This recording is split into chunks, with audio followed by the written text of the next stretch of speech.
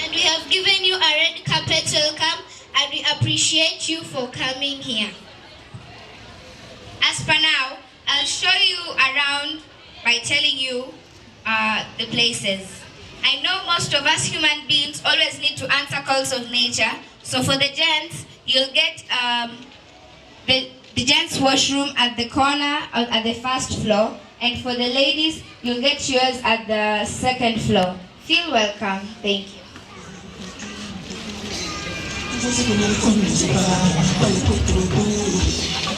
I hope you'll feel at home and feel appreciated.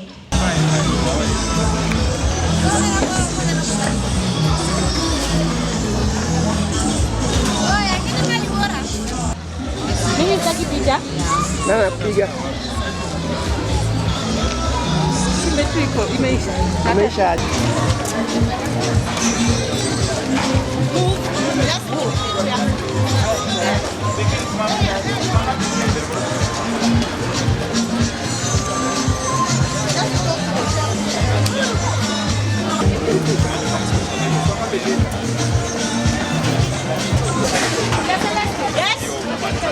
Pray. Father, in the name of Jesus, we give you thanks and we give you praise. Thank you for this wonderful day that you have made. This is the day that you have made, that we may rejoice and be glad in it in the name of Jesus.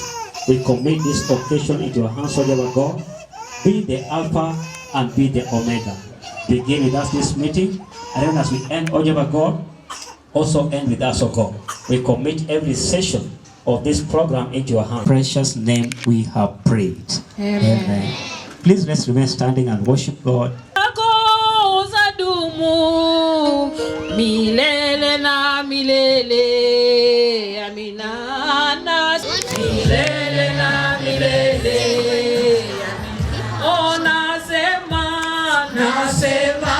asante kwa Mungu wangu, nasema asante kwa wema wako, nyamana fadhili zako zadumu milele na milele.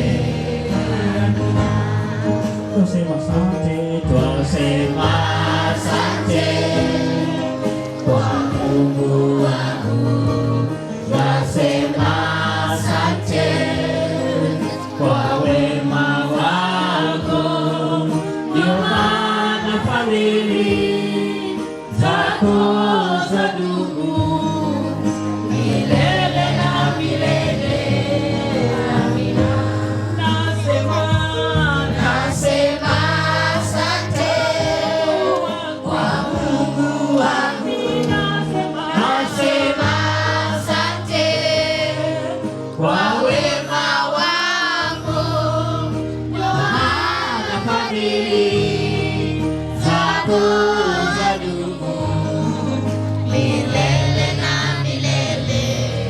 Amina. Sema asante kwa Mungu wangu, nasema asante kwa wema wako, ndio maana fadhili zako zadumu milele na milele. Amina.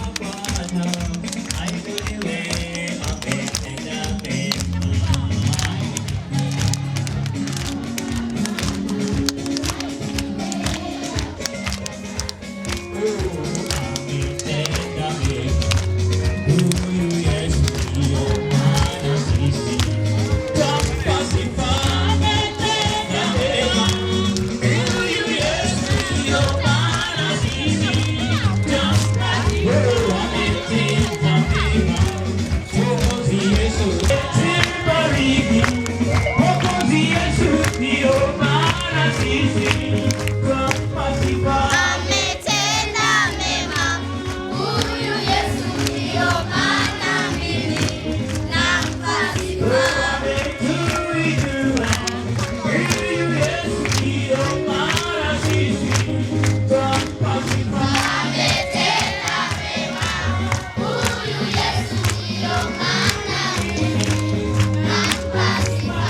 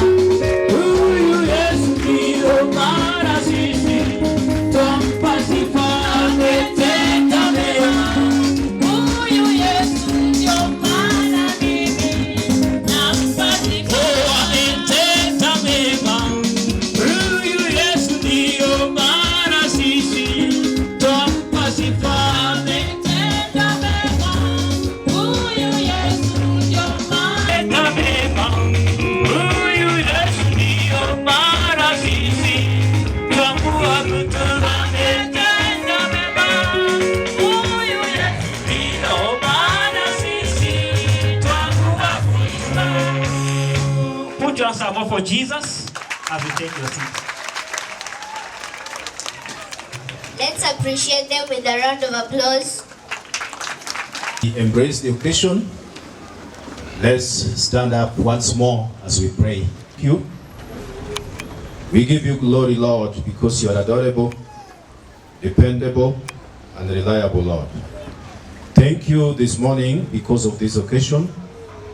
We thank you, Lord, for this AGM and also graduation day.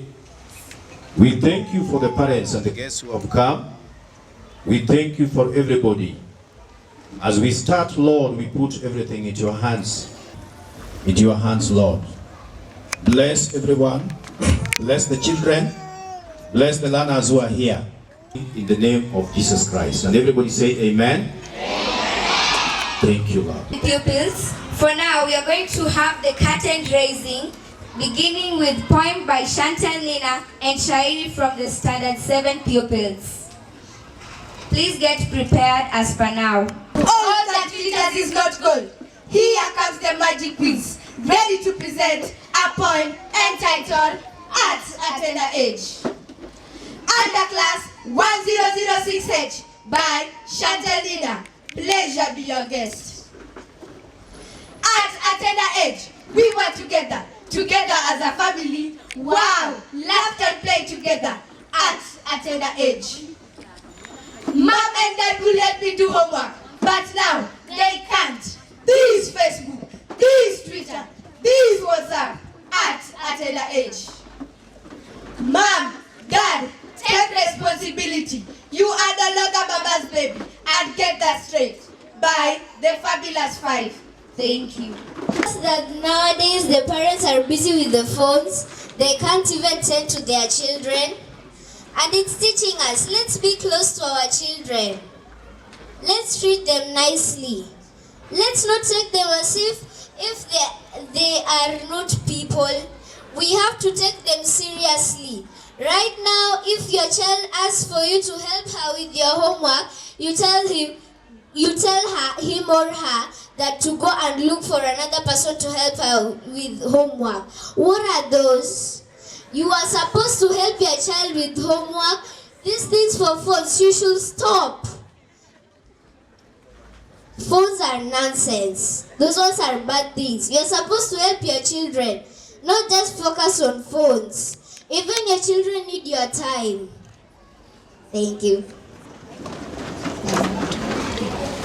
Jukwani ni darasa la 7 tayari kuwakariria shairi lenye mada 7 kwa reli. Burudika, makinika, jiunge nasi. 7 nakupa kwa heri, 8 sasa navukia. Ulotupa ni bahari, upeo kuashiria. Taimba za kwa habari, historia kumbukia. La 7 sasa kwa heri, tuelekea la 8. Johari litupokeza na mema maandalizi. Tuendapo tasambaza, wengi wapate ujuzi. Elimu taangaza, kuhifadhi kumbukizi. La 7 sasa kwa heri, tuelekea la 8. Ulotujuza ni mengi, baadhi yao tataja. Kwanza majina ya rangi za Kiswahili la haja, za kulevya kama bangi, kamwe hatui wateja. La 7 sasa kwa heri, tuelekea la 8. Kutamatika ni tama, ufuo bahari meona. Siwe mwisho wa kusoma, kusikiza na kunena. Sarufi lugha ya pima, tuijue yake kina. La 7 sasa kwa heri, tuelekea la 8. Shabash. And also you encourage people not to use drugs and to concentrate on their studies. Now, we want to welcome a poem from the graduates, the PP2 pupils. Thank you. Marching.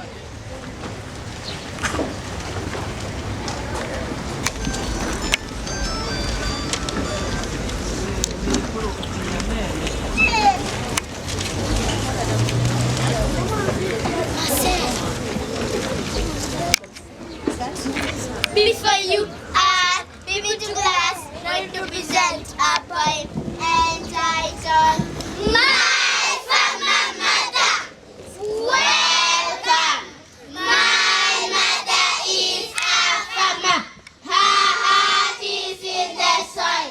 In there she finds peace. After a chilling time, she tills and cultivates it. Provide the most tender care. Believe that comes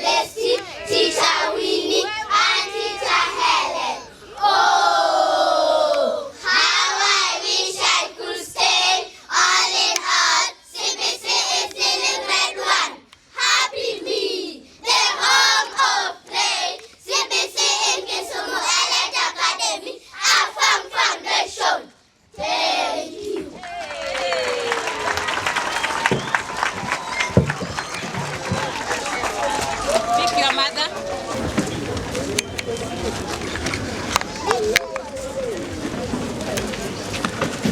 Let us appreciate the PP2 learners for the good work they did. I can see they are much ready to go to grade 1. And please, Scouts, get prepared as your motto says. Right now, Scout Untitled, perform your duty.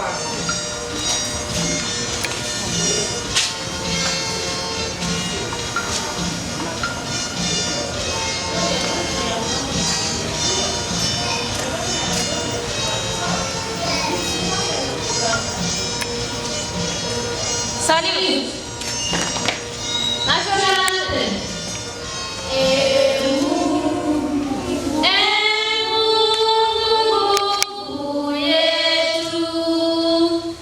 Ilete baraka kwetu, haki iwe ngao na mlinzi, na tukae na uhuru, amani na uhuru, raha tupate na ustawi.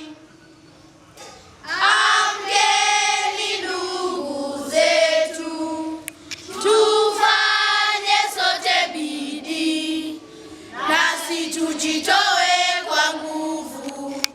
Nchi yetu ya Kenya tunayoipenda, tuwe tayari kuilinda na tujenge taifa letu. Ndio wajibu wetu. Kenya istahili heshima, tuungane mikono pamoja kazini, kila siku tuwe na shukrani. Mungu twaomba uilinde Jumuiya Afrika Mashariki, tuwezeshe kuishi kwa amani, tutimize na malengo yetu. Jumuiya yetu sote tuilinde, tuwajibike, tuimarike. Umoja wetu ni nguzo yetu, idumu jumuiya yetu. Uzalendo pia mshikamano viwe msingi wa umoja wetu, na tulinde uhuru na amani, mila zetu na desturi zetu. Jumuiya yetu sote tuilinde, tuwajibike, tuimarike. Umoja wetu ni nguzo yetu, idumu jumuiya yetu. Viwandani na hata mashambani, tufanye kazi sote kwa makini, tujitoe kwa hali na mali, tuijenge jumuiya bora. Jumuiya yetu sote tuilinde, tuwajibike, tuimarike. Umoja wetu ni nguzo yetu, idumu jumuiya yetu. Draw. School attention. Attention. Attention. Left arm. As the desk be open. As the desk be open. Yes.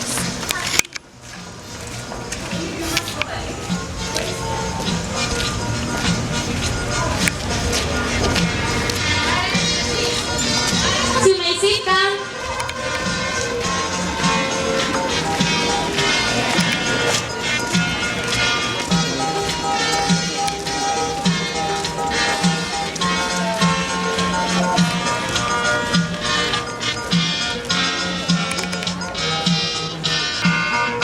Left feet. To the left, to the left, to the left, to the left. Move. Resume.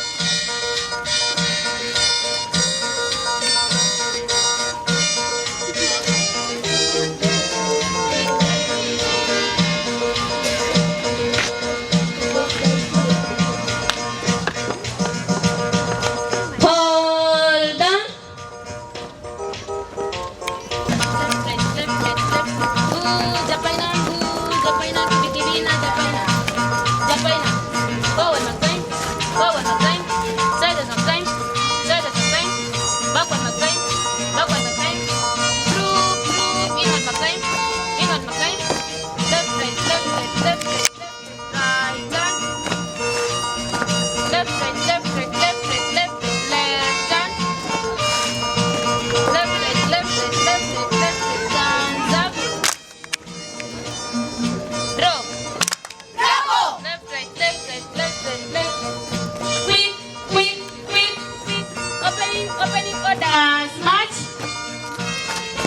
Left side, left side, left side. Hold on. Parade eyes forward.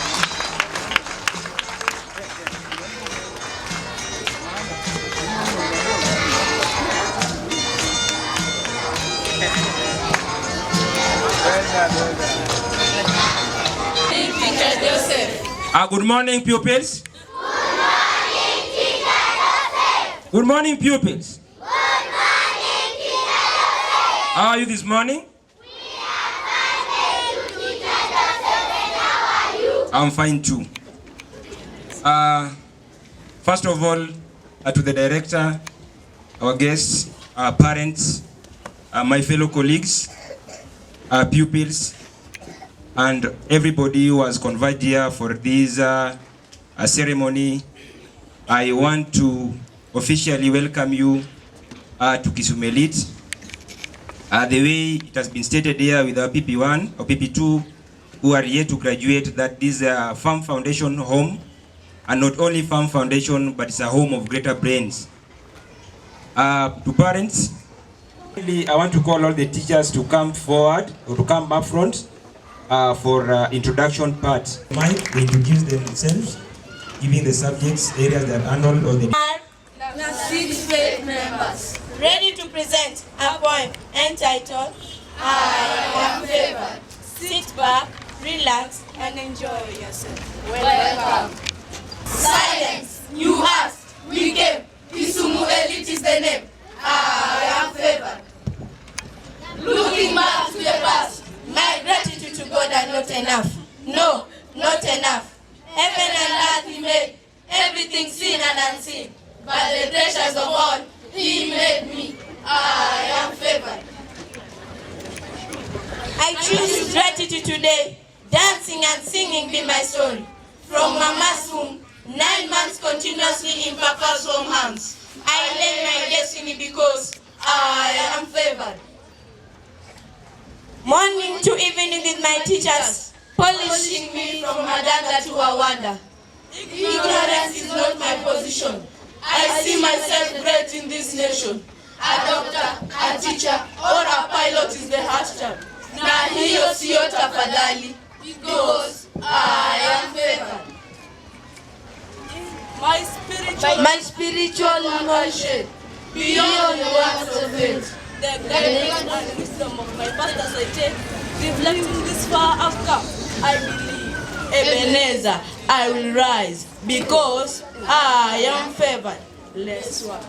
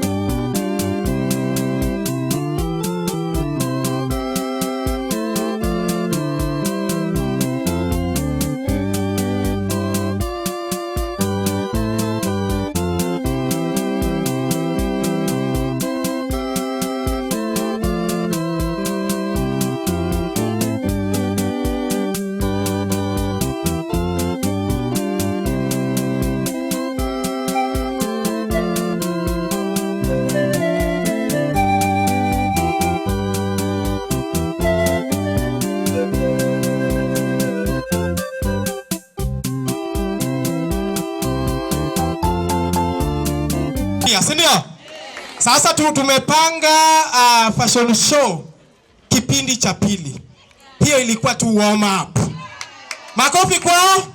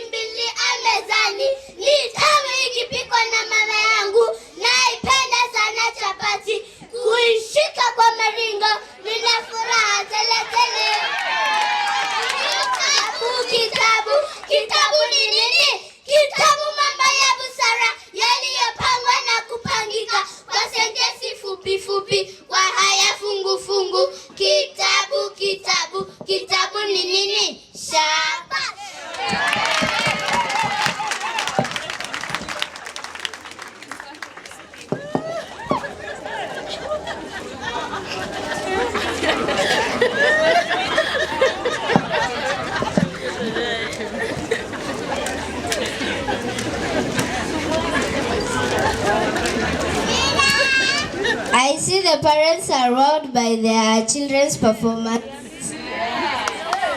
Are you happy? Are you happy? Even though your children love activities, but they have decided to read and learn and do all of those stuff. Right now, let's welcome the fashionistas. It's your boy Hit Boy, the baddest, the fittest, the ghetto rapper superstar. Yo. Waseme whatever hindi yo okowaja azizi nanga matension. Mina sakaganya dela nataka ni ball ni jengi wazazi kamanchon. Desu za makula napenda mabuda wa kule maganji za pension. Hit Boy misi nangu soro atokin hiyo mina penda na mkoro. Big Boy na time weroro pati sukajani mechili niko solo. Kijana ndogo mina konga bazenga mplena kinchikiwa na bagwa na hema. Leta zigoma plop na ndenga spena nguso yo bero blenda kudema. Kuna fulana jifanyeni big dog blenda tokea alikosi kusema. Vijana tuchore uole fute kufala aliko wakabakitu kilema. Sema mseta misi, sema msema dimesi kusema. Nasakanya dalam patatuko rima. Sing.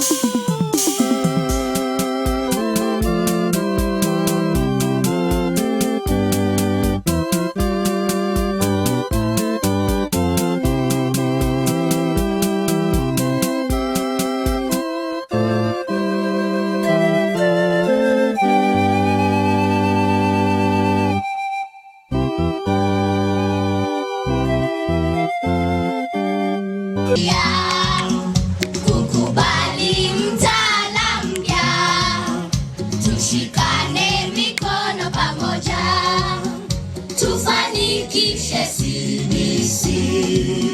CBC ina faida tele kwa wanafunzi wa kisasa, inakuza talanta zao, pia maadili mema. Twendeni na CBC, tusonge na CBC, jahazi leshangoa wanana. Twendeni na CBC, tusonge na CBC, usikubali kuwacha nyuma mwenzangu. Tushikane mikono pamoja, tufanikishe CBC.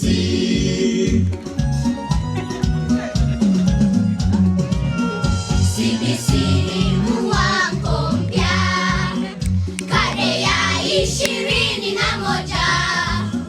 kwa taaluma za kisasa, ujuzi na maarifa, inaleta utangamano, hata pia ushirikiano kwenye mahitaji maalumu. Nguzo yao ni CBC. Twendeni na CBC, tusonge na CBC, jahazi limeshangoa nana. Twendeni na CBC, tusonge na CBC, ukiwacha nyuma utachekwa.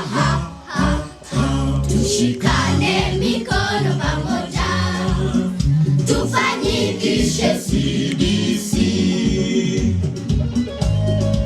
CBC for you, CBC for me. CBC is here. CBC is the future. CBC is the way to go.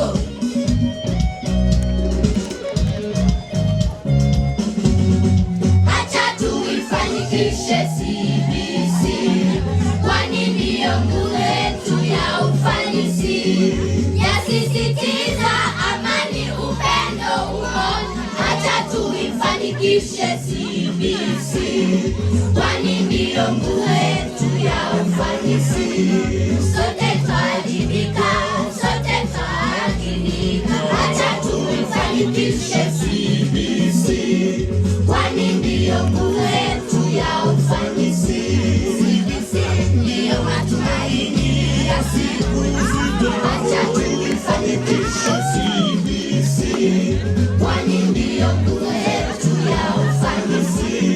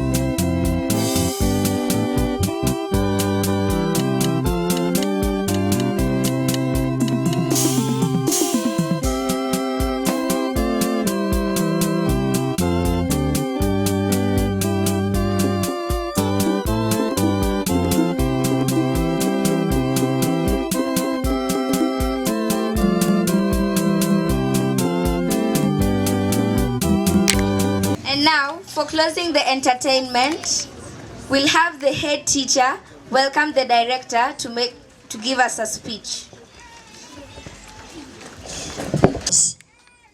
And I will start with Mama Angela to tell us what she feels, after which we'll have Mama Dylan, and thereafter I will come on. Okay, I love singing, so before I talk about Kisumu Airlight, I'll need to sing a simple song. We can make a difference in this world of ours. Through the love of Jesus Christ, we can do it all. We can spread some laughter to every boy and girl. We can make a difference in this world. Oh, we can make a difference. We can make a difference. We can make a difference in this world. Oh, we can spread some sunshine and share the love of Jesus. We can make a difference in this world.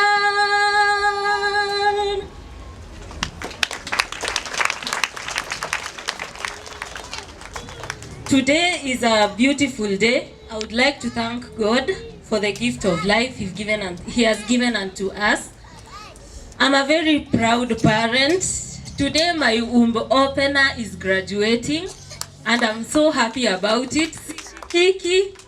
Sishikiki. Today social media itajua sisi ni nani. So I would like to thank Kisumu Airlight as a whole. I would like to thank the director, the teachers, Teacher Winnie, Teacher Christine, Teacher Celestine, Teacher Helen. Thank you for guiding our babies. My baby joined Kisumu Airlight last year. And I've been a proud parent. I'm a stubborn parent, by the way. So, the first day I came to Kisumu Airlight, I was like, this school, there are no swings. Where will my daughter play? How does it look like? So, there is the clerk called Jane. She convinced me. She told me, instead of looking at the swings, just bring your kid and you'll tell us. So I was like, before I bring my kid, let me see the toilets. Let me tell you parents, when you're going to look for a school, kabla ujaangalia class, look at the toilet. Look at the toilet first. So I was like, take me to the toilets first. When I went to the toilet, I was surprised. It is very clean. You know, our students cannot just learn in a dirty environment. I hope you've ever taken your time and walked into the classes, the toilets, the kitchen. It's very clean. Thank you, Kisumu, for that. I also want to thank Jane. When I have complaints about my baby, I'll always talk to Jane, she's the clerk. And I'll tell her if I don't want to face maybe the teacher directly, I'm going to talk to her and she takes action. So parents, if you have an issue maybe with the teacher, you can also face Jane as the clerk and she's going to sort the issue out. Let me talk about Teacher Winnie. Teacher Winnie, yuko wapi? Is she here? She's in class. Okay, she's still in class. So, I would like to talk about Teacher Winnie. She's a blessing to us. Ama ni aje? Mbona mnasema ni kama? How is Teacher Winnie? She's the best teacher. Here she is. There is Teacher Winnie. You see, when your kid is under Teacher Winnie's hands, you will never cry. Teacher Winnie knows how to handle children. Like she knows when your kid has got stress. There is a small group we formed as parents. And I was so surprised to see other parents talking the same thing, how I'm feeling about Teacher Winnie. When your kid is having a problem, Teacher Winnie is going to call you When your child is happy, she will still call you. And imagine, I asked my daughter, Angela, what would you like us to buy for Teacher Winnie? She told me she wants us to buy a car. Hata baiskeli sina. I was like, hey God, I wish I could afford. Imagine I would have bought for Teacher Winnie a car. She has done wonders in our lives. Mumeona watoto wa PP2, English yenye wanasema is on another level. Kiswahili is on another level. Thank you, Kisumu Elite. Thank you for making our kids, let me say, what do I say about it? Thank you for instilling confidence in them. Thank you for making our students know what they want in life. Like my daughter, if you ask her what she wants in life, she will tell you. And she really talks about the teacher. Unajua mtoto akirudi home, utamuuliza. Angela, how was school? It was good. What did the teacher say? Atakwambia what the teacher said. And I would also love to meet the grade 1 teacher. Let's hope bado atakuwa na sisi vile the Teacher Winnie amekuwa na sisi. When I look at the services like the kitchen services, our kids are so happy. Huwa wanakula chicken, wanakula sausage, wanakula mayai. Vile niliona hivyo, hey, I said, I must bring my other daughter here. Yuko hapa ni kadogo hata kanacheza pale. She's in play group. So, anybody who has a kid, mwenye anaweza mleta Kisumu Elite, you will not regret. You will not regret, and we welcome you people. I'm a glad parent. God bless you all. Proud parent. My son was here, graduated last year, though we didn't have a celebration like this one, but it was good. I have another son, Dylan, is graduating this year. Kisumu Elite is the place to be. Kisumu Elite is a good school. The other parent has spoken so much about Kisumu Elite. I can't talk much, but Teacher Celestine. Teacher Celestine. Teacher Celestine. See, Teacher Celestine, where are you? Teacher Celestine. You are the one. Teacher Celestine.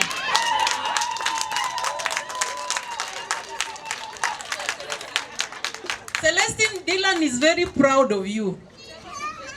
And Dylan is very happy and is leaving PP2, a happy boy. Thank you very much. Thank you. Gentlemen who are seated here would wonder whether we are not gender sensitive. So if there is any gentleman, ama hawa watoto wazazi wanajua mahali waliwatoa. Is there any gentleman who, Baba Valencia? Baba Valencia, karibu. This one rare opportunity, Bwana Director. Asante sana. I'm Valencia and John Mark's father. I have 2 sons and a niece, Annette. I brought my kids 2 years ago here. I've never regretted. In fact, they surprised me.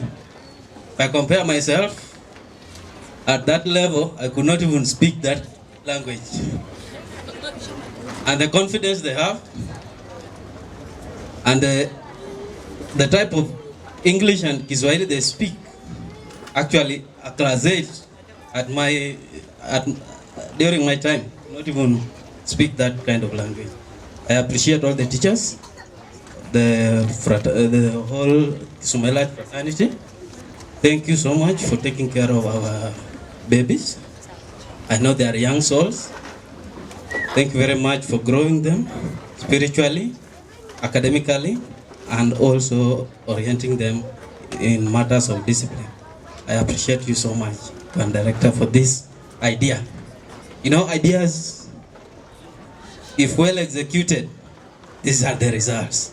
And we still urge you to continue serving the nation. Thank you. The gentleman, if there is another male parent, so that we close that. To the director, parents and students, good morning. I'm standing here as a proud parent of Rosie Blessing. I've seen the results in a very wide range. I started with Rosie Blessing in a certain school, but it wasn't, the results wasn't pleasing. But when I brought her here, I've seen tremendous achievement. So I just say thank you to the teaching fraternity of Kisumu Elite, and I really appreciate Teacher Celeste, who has been handling my daughter, and I've just praying that God may and bless you. Thank you. Ladies and gentlemen, parents of Kisumu Elite, it is always very, very much humbling that we have such times to come and grace the occasions for our graduates. We know COVID has dealt us a real blow. None of us did anticipate COVID, but it came, and we were even very skeptical whether we will have this number. I am glad and humbled that you people have come out in your numbers to help us witness the graduation of the 2022 pre-unit class. This year is pretty unique. It is one year that many pupils will progress in 2 grades. They are finishing PP2 today, and they will also finish grade 1 in December this year. Today, ladies and gentlemen, we were expecting the Estonian consular to grace our occasion of the graduation today. However, you know what began happening in Europe a couple of weeks ago, where Russia attacked Ukraine, and there's a lot of tensions developing in that part of the world, and so the diplomats are on high alert.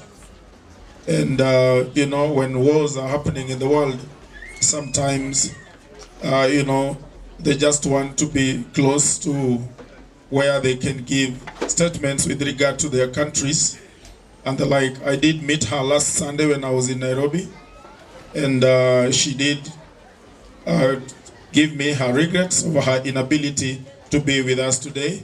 But we hope that at the end of this year, she will find time, because Kisumu Elite is becoming a stronger partner of the education system in Estonia. She will then find time to grace our occasion. Again today, we also have the briefing for Kenya Primary Schools Examination, the KCPE. I am sure our head teacher has already left to go to attend the briefing. Again, one of the education officers who should have also been a co-guest with the consular has just texted me that he has been reassigned the duty of ensuring that the briefing goes on right. But I am, however, glad that we have one of our erstwhile friends and a long-serving parent, some of the pioneer parents of this school, who is here today and is going to hold brief for these 2 senior people as our chief guest for today. And I want to take this time to thank you so much. I then thought that it is important to look back into the years Kisumu Elite has been in existence and the kind of a school we have been. I remember in 2005 when we founded Kisumu Elite and opened on the same year in September. Admission number 1 was my little girl, Amy. Admission number 2 was my little boy, Andy. So I founded this school with the 2 of my little children. I opened the gates and believed that you will come along. I was a laughing stock of this very slum. And people asked me whether I will find space to have a big school. I did joke about it, that there's a lot of space in the air. In fact, it is the resources that will limit me. I remember by the time I founded the school, no child was paying fees because they were all my children. I had 2 teachers because I did not want multigrade. And by the time I was done opening and putting everything in place, I had gone broke. When you say you've gone broke, even a church mouse may be richer. Because I had closed all my accounts, and I had a power source. I would go to the village, cut timber, sell at Cordially, come and pay my teachers 500 shillings every week. And then something happened in one of our pioneer parents' houses. His wife took the sabbatical leave. Sometimes our wives take. I know ladies don't know that, but we men know that sometimes our wives take sabbatical leaves. So during that sabbatical leave, this gentleman had to report to work. But now he had a little girl whom he'd have nothing to do with because he didn't have a house help. So he made a detour of the school and asked whether he could leave his little daughter with us. And for your information, I'm a very good ayah. So I took the little girl and we stayed with her. And so Sele was a third child in this school, and our parents then offered to pay us 1,200 shillings per month, because then we were paying 3,600 shillings per term. This is a man who believed that Kisumu Elite will be a great school someday. And so we had 3 children, 1 paying fees, 2 are mine. And then I looked for a 3rd teacher who had children, because I needed to see a population. So the teachers who came and who did not have children, I turned them away. So I employed a 3rd teacher who had 2 children. Unfortunately, one of the teachers' child was in class 1, but I had intended that this teacher would teach my daughter, who was now in class 2, and her daughter would be in nursery with the others. So I was presented with another 10-line algebraic equation to solve offhand. You know, when you're a teacher of English and somebody presents you with algebra, you know how troublesome that is. But now here was a broke man, but I have to employ another teacher because I did not want a multigrade. And so I looked for another teacher and employed to teach this lady's teacher. So now I had teacher Luba teaching nursery, teacher Fred Makohuma teaching class 1, teacher Florence teaching class 2. So we went on. I did have a belief then, and my belief still remains to date, that the future belongs to those who believe in it. The future belongs to those who are very much encouraged. And when we told our children to make you the success cards, invitation cards, and you realize that here in our events we even get the learners to be our MCs, because we are training them. We believe in a firm foundation. We believe in giving children a chance. We believe in developing the confidence. And so I do not know what your daughter or your son wrote when she or he was inviting you, but this is one of the invitation letters as a parent I received from one of my daughters as to invite me to attend today's graduation. And I will read. Hey, ladies and gentlemen, please, I hope you are fine. I do not fear the future, for I am the future because of what I have achieved and what I will achieve. I hope you are fine. I do not fear the future, for I am the future because of what I have achieved and what I will achieve. I cordially invite you to join us to celebrate with us the graduation cum closing ceremony. Class 2021-2022 of Kisumu Elite Academy. That was from my little daughter, Astra. Is Astra here? Is Astra around here? I think she must be on the other side. Then my second letter, you know, I told you that I sell to you what I am buying myself. Astra is in grade 5. And this came from Amanda, who is in grade 1. Grade 2, sorry. You know, I have so many children, and so I forget where some others are. Dear Dad, I am delighted to invite you to the PP2 graduation cum closing ceremony to be held in Kisumu Elite Academy on Wednesday 2nd, 3rd of March 2022 at 7 a.m.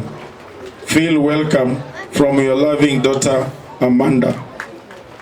See, my daughter speaks very good English because their father is a teacher of English. I also have a son here who is sitting class 7. I told you I have them across the board. And my little Renee is also joining PP1 at the beginning of the academic year. And as you see, parents, the director is still very strong. Am I not? Niendelea ama niachie hapo? Niendelea ama niachie hapo? So with your blessings, when you promise me to continue, then you're promising me the support, because I am a believer in quality. Before I continue, I want to, on behalf of my wife, express her apologies. You know, she was transferred to Nairobi, and sometimes in the banking industry, pressures are a lot. You have to deliver, and delivering during the COVID period becomes very, very difficult. So she is under a lot of pressure. Please accept her apologies and do understand that she is among us. I have taken you through the foundation of the school and where we began from 2 of my children to where we are today. Had it not been for COVID, today we would be in a population of over 500. But now we are at around 398 learners in the school. It is no mean feat, and I do wish to thank you parents who have supported us through the time. You realize from one of my little girls who says, I do not fear the future. And I want to bank on that aspect. A couple of years ago, when a child in grade 5 tells you that I do not fear the future, why do you doubt about that future? See, is all about. And that is what I want us to bank on. Ladies and gentlemen, today I want us to think of creating hope and believing in the children, believing in that child that we have always talked about, the child for which reason we are here today. Parents, we have a dream, the CBC dream, that has been criticized the world over, but by and by we will try to understand what CBC is all about and also take the opportunities that are there in CBC. It sometimes can be overindulging, asking from your end.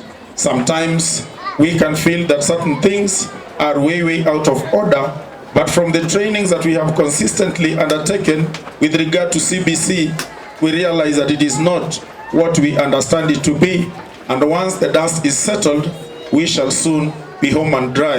It is one of the best curricula to be embraced. First, parents, there are those countries that have taken to CBC or took to CBC many years ago. One of the examples is China. China took to CBC many years ago, and China believed in themselves. China did not fear the future.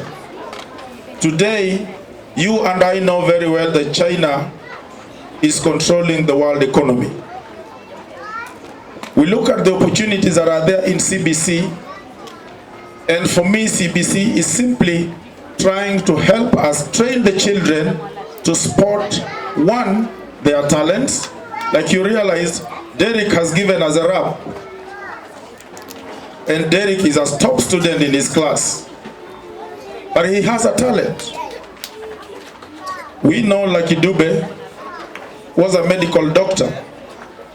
But his father pushed him to take medicine. Then after that, he gave his father the certificates. And he went to follow his passion. And Lucky Dube died a world icon in the music industry. We have Kofi Olomide. He's a leading economist. He finished his degree and master's in economics and delivered the certificates to his parents and took to music to follow his passion. And even here in our country, Njagu, I think, is a mathematician, so he's an architecture. You've heard of Jaguar, the rapper. He's an architect from Nairobi University. But he did that and took to his passion. The famous Babu Owino is an actuarial scientist, and few people realize first-class honors in actuarial science. That Babu has.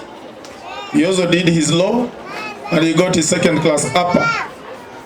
The other day I saw him flying from Mombasa. But is he in any actuarial employment? Certainly not. Is he in the bar practicing law? Certainly not. So what we are saying, ladies and gentlemen, CBC is telling us that we need to let us allow the parents, let us allow our children spot their talents. Let us help them identifying their talents, and we guide them towards the realization of the same. Yesterday I was talking to my son, who is also doing mathematics at the university. I know some of you know Andy. And I told him, once you finish your degree in financial economics, I would prefer that you probably pursue a master's in forensics with finances, so that you will be the people who are holding the government treasury codes. And he was like, no, that's not what I want, Daddy. I'm thinking of a better things, because whatever information I have and wherever I've worked, people who've done strategic management. So I would want to think for the country. I would want to think for the world. The financial strategies that they should employ. And so you get humbled as a parent, and then you realize that you do not know. We are living in the generation, a digital age. These children that we think we have so much information about what they are supposed to do, know better what they are supposed to do than you do. Today, if your child comes home, the first thing that child grabs is your phone. Does that happen? And you realize when they grab your phone, they explore that phone so much so that they beat you at it, hands down. Is that so? What does that tell us? As a teacher, that is telling us that the generation of our children are ripe for digital space. They are ripe for digital literacy. They are techno-savvy children. That is what that communication is all about. And so we are saying that we need to help the school monitor very, very closely, identify your child's talent. Once you have identified your child's talent, please inform us. Let us help you explore. You saw Teacher Diana here. And Teacher Diana does not have any disability. She just has a mild disadvantage. And the disadvantage is not inability. She has her strength.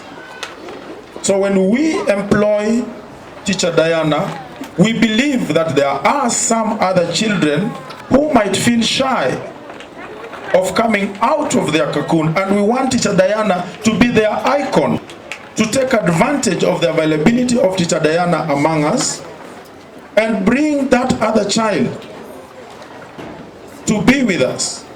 Kisumu elite does not segregate. Kisumu elite does not push away any child. We have had children here who have total disadvantages. And whenever they reach class 7, their parents begin running up and down, worried of whether we shall allow their children sit class 8 here.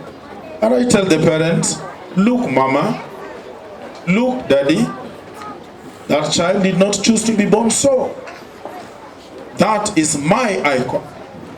That child is the reason I am here.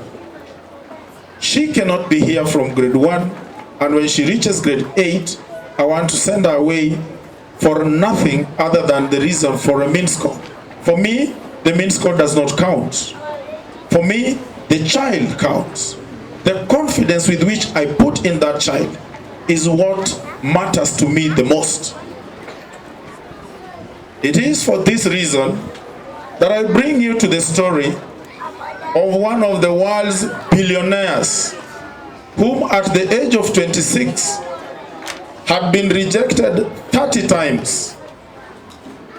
When KFC opened a shop in China, Jack Ma went to apply for a job as a waiter. And you saw one of our fashionistas as a waiter give her mother water and bring our chief guest water. Being a waiter in a hotel would be one of the lowest jobs that a man would go to look for, maybe for lack of any other better opportunity. And he was told, sorry, Jack Ma, you are very ugly. You cannot attract our clients.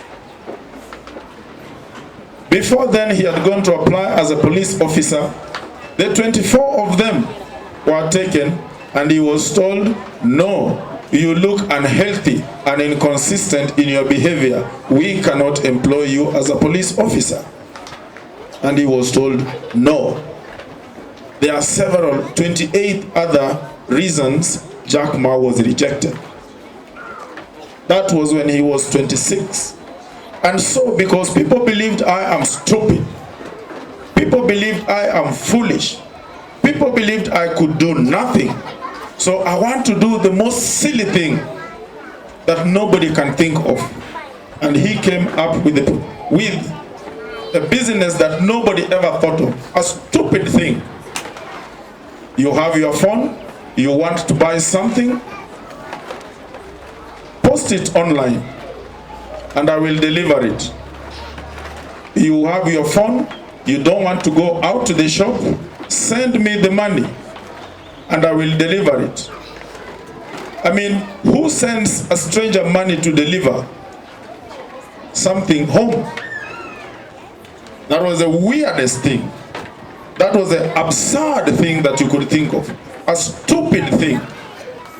But today, Alibaba is the world's largest e-commerce business, the largest e-commerce shop in the world. And Jack Ma is the world's richest man who lends China a big economy money. I want you to think of that, ladies and gentlemen. And so I want you to think of this child that you always give a name. I want you to look at the opportunities that these children have. So when Mwalimu here, when the director is saying there is a lot of space in the digital space. Hello? Am I speaking to somebody? If I was in the pulpit, I would say, hallelujah. Hallelujah. If I was on the other side of the divide, I would say Azimio or ODM. But since we are in school, I want you to listen to Matter School. When I say that there is a digital space, and I want to bring you back home. When the young Kissy boy from JQuat, he called CEOs, and he shared his idea about M-Pesa. And the CEO slapped him and said, that's a stupid idea, it can never happen. So when Michael Joseph heard, he called him along, sat down with him and told him, I want you to come up again with whatever you are telling them. So the boy went through, and Michael Joseph bought the idea, hook, line, and sinkers. Today, we pride ourselves with Kenya giving the world M-Pesa, don't we? Don't we? And the boy was paid a dismal, I don't know whether it was 4 million or 3 million or something like that. Very little money. But I want you to look at it from this other side. Every day on our phones, we have this application, we call it Please Call Me. Have you ever used it? Have you ever used Please Call Me? The 45-year-old South African who discovered Please Call Me was paid 356 million. I've forgotten the name, but I'm sure you can Google. These days we are living in a smart world. The South African is a 45-year-old man who discovered Please Call Me application, was paid 356 million cash.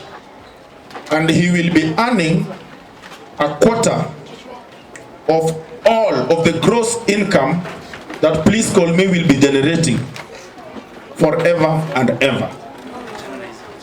Hello? Hello? Are we talking? How many of us have held 356 million cash taslim? Umewahi kuona hiyo? So I was just doing the calculation. The 356 million, I think if he wanted to spend 1 million every day, he would spend it for how many days?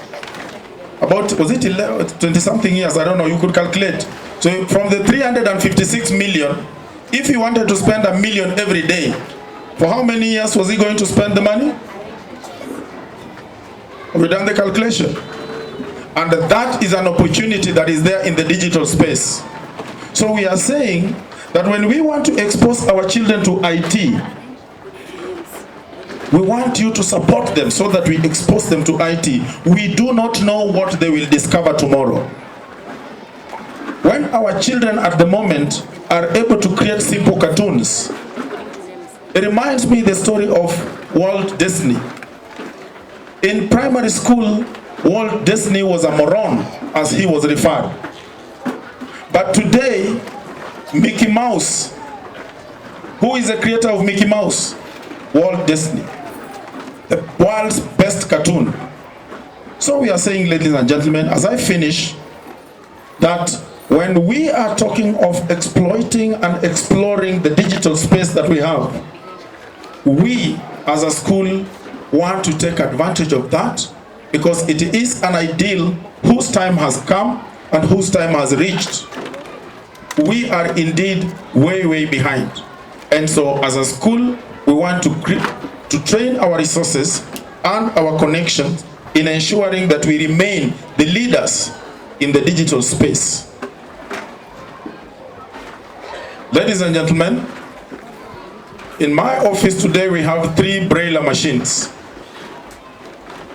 We have begun buying the Braille machines. We want to begin teaching Braille reading and writing. And when we are talking of Braille reading and writing, we do not mean that you must only be blind to be taught Braille. And we are doing this in conjunction with Kisumu Special School, Kibos Special School. Braille machines are not very cheap. One is about 120,000. We have already bought 3, and we want by the end of next term or in the course of the year, once we have 6 or 7 or 10, we want to start Braille classes from our normal learners. Because again, we are saying the opportunities that are there are innumerable. What happens if you have the blind people who want to give the normal people a lecture? They'll need a Braille translator and a Braille reader, right? And so that's an opportunity. We are saying we are in CBC. What opportunities can we explore for our learners? We want to start Braille teaching so that our regular learners know how to read and interpret, know how to read, write Braille. it will give them an advantage in the future, just as much as IT and French will.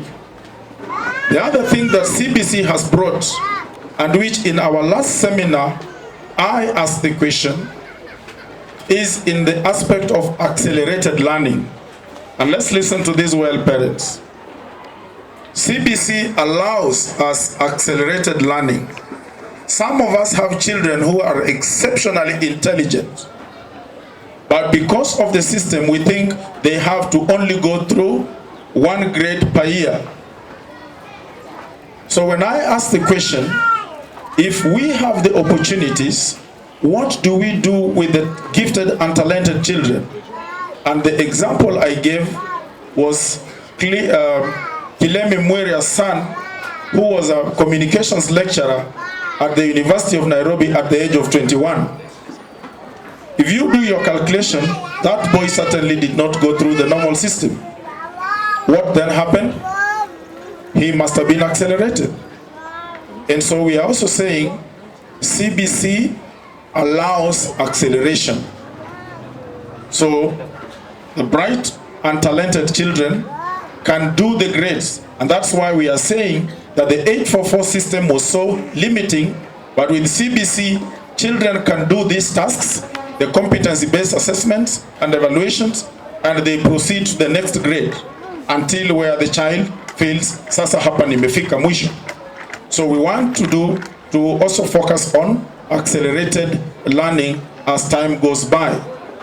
You know that we are going into junior high school, and those whose children are in grade 5 proceeding to grade 6 next term will, if you choose to remain with us, we shall have a junior high school. As I finish, parents, we have one of us who also has a cottage industry. And when this lady came to my office looking for a job, for us to let her be preparing birthday cakes for our sons and daughters, I saw it from another angle. And I want to imagine, if you look at the history of House of Manji, they began by baking home cookies for themselves. And then a neighbor came by and asked. Then they did. And then, can you be preparing us cookies? Yes. And today, you know what House of Manji is. So when the lady shared with me about the birthday cakes, I was like, we can simply, because CBC, through home economics or home hygiene, there is cooking that takes place. And so we are saying that we want to get somebody who is talented, somebody who is gifted, somebody who is trained, and she will be having baking lessons with our learners. So next time when we tell you, bring us as among the requirements, like we say, 1 ream of paper. Now next time we will say 1 packet of self-rising, 1 packet of baking flour, or whatever will be in the curriculum at that time. We want to begin teaching your children baking as part of the curriculum. So don't say, sasa mwalimu alikuwa anapika chapati shuleni na ananunua mwenyewe, sasa ameanza kutuambia tulete nini? Unga wa chapati. Hapana. We are beginning to create the opportunity and the space and take advantage of what CBC is all about. So I would want Mama. Miss Maureen Awino Odeira, the CEO of Modesh Bakers. I think most of you are passing. It's just past Manyata Primary School. There is a bakery there called Modesh Bakers. I'm the owner of that bakery. Now, when I came here to talk with Director Mr. Liech, I tried to share a little with him. And he told me that it's a good idea since we want to emphasize on this CBC thing. How many parents normally feel bad when they come to me or when you go to any baker and that baker tells you that 1 kg cake is 2,000? But you have 3 or 4 children And every year you have to celebrate all of them. How many people normally feel bad? So many, but you can't carry up your hands. I know.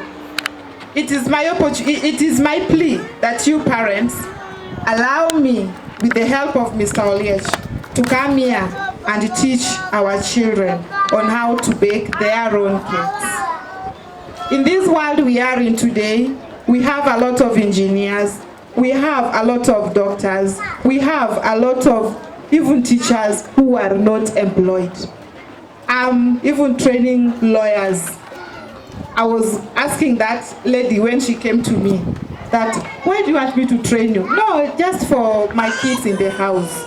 Meaning she normally feel pain when she gives out his money so that the cake can be baked. I know most of you are also feeling pain. Let us empower our children. Let us help them where we can help them so that they can also be self-reliant.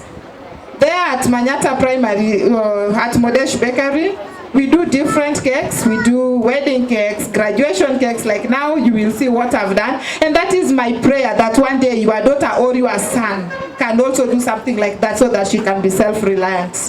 Thank you so much.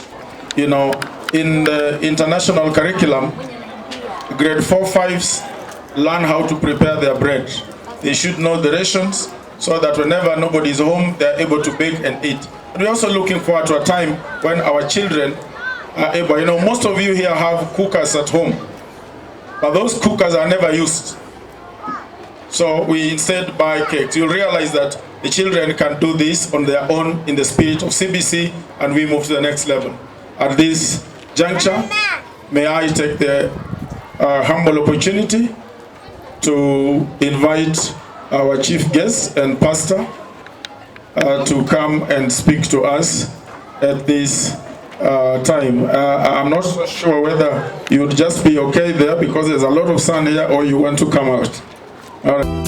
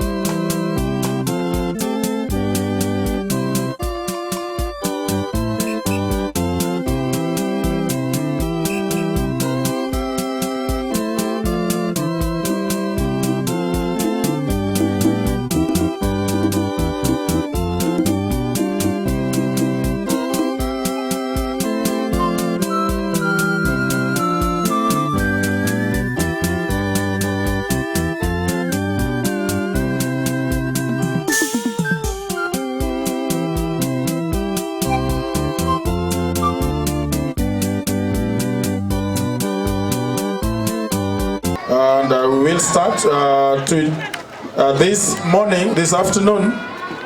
We are graduating the 42 learners from PP2 the year 2020-2021. Sorry, 2021-2022. And at this time, I would wish to give the guest again to just give the graduates award.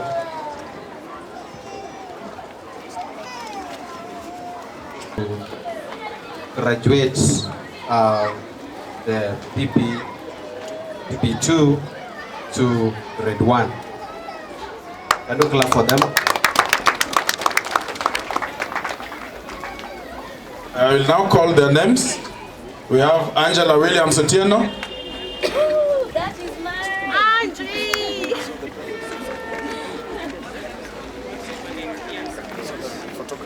Woo, the whole world must know. Aurelia Nerea Mabos.